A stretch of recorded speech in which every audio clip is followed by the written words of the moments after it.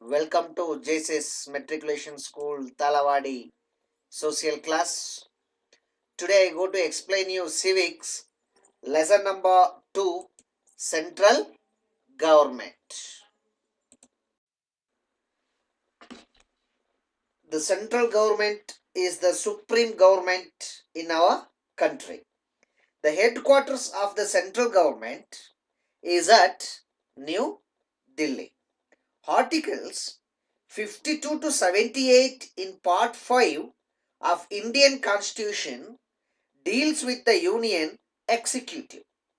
The makers of Indian Constitutions, by giving due to recognitions to the vastness and plural characters of our nation, have provided a federal arrangement for her governance. The central government consists of three organs, namely Union Executive, Legislature, and Judiciary. The Union Executive consists of the President of India, the Vice President, and the Council of Ministers headed by the Prime Minister, and the Attorney General of India. The legislature is known as the Parliament. It consists of two houses, namely the Rajya Sabha and the Loka Sabha.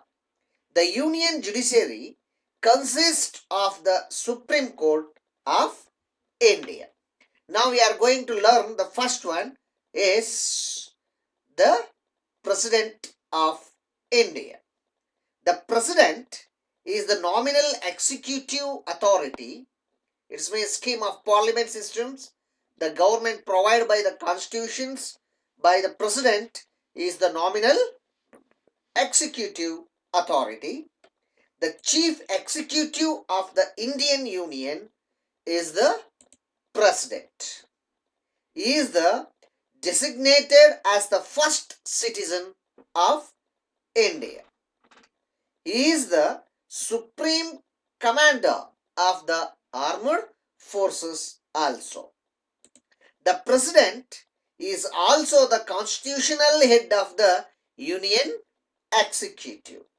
It means according to the Article 53 of the Constitution, the executive power of the Union shall be vested in the President, which shall be exercised by him directly or through officers subordinate to him in accordance with constitutions. Now we are going to learn about qualification for the election as presidents. The constitutions lays down qualification of a presidential candidate. Now we are going to learn about the qualification of the election as president. Points. He should be a citizen of India. The next is he must have completed the age of 35 years and he must not hold any office of profit under the union or local governments, and he should have the other qualifications required to become a member of Lok Sabha. The last point of the qualification is his or her name should be proposed by the least 10 electors and second by another 10 electors of electoral college, which elects the president. The president can be a member of parliament or of a state legislature. If he is a member of any legislature, his seat will be deemed to have been vacated on the date he or she assumes the office of president. Do you know? It is a well known fact that the President of India resides at Rashtrapati Bhavan in New Delhi. We know that. The residence and the office of the presidents are located in the same building. However, he has two other offices come residences where he conducts office at least once a year. They are the retreat building at Simla and the Rashtrapati Nilayam at Hyderabad. These locations, one in the north and other in the south, symbols the unity of the country and unity of the diverse culture of the people. Next, we are going to learn about election of the president. The president is elected by the electoral college in accordance with the system of proportional representation by means of single transferable vote. The next point is the electoral college consists of the elected members of both houses of parliament and the elected members of the states and elected members of national capital territory of Delhi and Puducherry. Once elected as the president has to take an oath of office before the Chief Justice of India. The president is elected for a term of 5 years and he can be re-elected. Now we are going to learn about powers of the presidents. So in these powers of the presidents, we are going to learn about that first one is executive powers. The constitution vests in the president of India all the executive powers of the central government. It means the Article 77 requires that every executive action of the union shall be taken in the name of the presidents, and he appoints the prime minister and the other members of the council of minister, distributing portfolios of them on the advice of the prime minister, and also he is the responsible for making a wide variety of appointments. This includes the appointment of governors of the states, the chief justice and other judges of the Supreme Court and High Courts, the attorney general, the comptroller and auditors general and chief election commissioner and other election commissioner, the chairman and the other member of the union public service commissions, ambassadors and high commissioners to the countries. And also I give the president list in. Next we are going to learn about the legislative powers.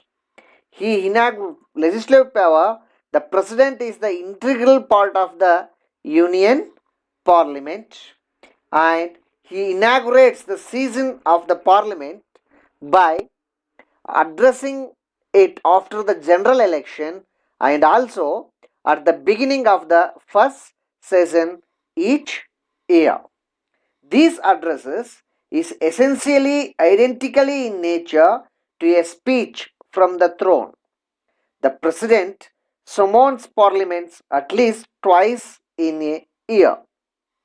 He may send message to either houses of the parliament with respect to a bill pending in the houses. As bill passed by the parliament become law of acts only after getting assent of the president. Money bills cannot be introduced in the parliament without his approval. President terminates the session of both or any of the houses of parliament. He can even dissolve the Lok Sabha before the expiry of the term of the houses. And he nominates 12 persons who are eminent in literature, science, sports, arts and social service to the Rajya Sabha. And he can also the nominated 2 persons belonging to Anglo-Indian community to the Lok Sabha. If in his opinion that community is inadequately represented, in the houses. The next power of the president is financial power. Money bill can be introduced in the parliament only with a superior recommendations only. The annual budget of the central government is presented before the Lok Sabha by the Union Financial Minister only with the permission of the President. He causes to be laid before the Parliament the annual financial statement. The Constitution of India places the contingency fund of India is at the disposal of the President. No demand for a grant can be made except on his recommendations. He can be advised out of the contingency fund of India to meet any expected expenditure. He constitutes a finance commission after every 5 years. The next power is judicial power. The Article 72 confers on the President powers to grant pardons, reprieves, respites, or remissions of punishment, or to commute to sentence of any person convicted of an offence. The next power is military power. Article 52 bar 2, it means, lays down the supreme command of the defense force of the Union shall be vested in the President, and the excess thereof shall be regulated by law. The next power is diplomatic powers.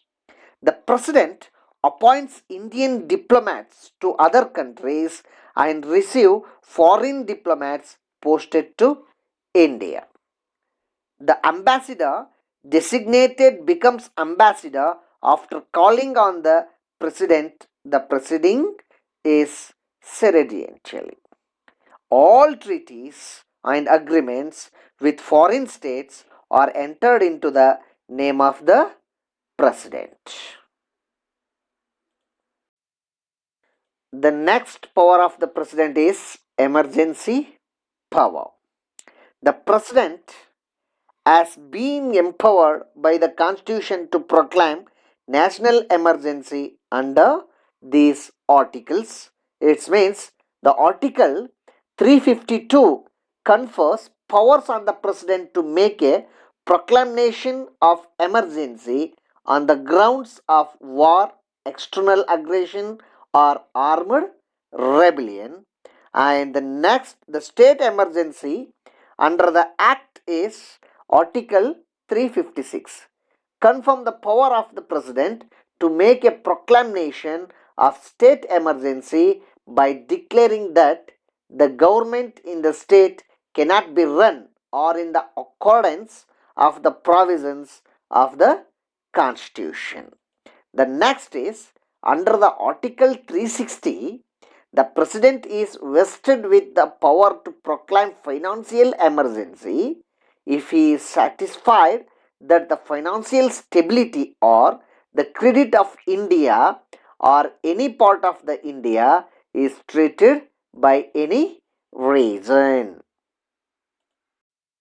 The next is removal of the President. The President shall hold office for a term of 5 years from the date on which he enters the office. The next is the President may be written under his hand addressed to the Vice President resign his office. The President may, for violation of the Constitution, be removed from office by impeachment in the manner provided in Article 61 also. The impeachment action can be brought about in the form of resolution in the either houses of the Parliament. It must be supported by not less than one-fourth of the total strength of the houses for its introductions. The president shall, in spite of the conclusion of his term, continue the hold office until his successor enters upon his office. The next is privilege of the presidents. According to Article 361 bar 1, the president or the governor of a state shall not be answerable to any court for the exercise and performance of the powers and duties of his office, or for any act done or purporting to be done by him in the exercise and performance of those powers and duties.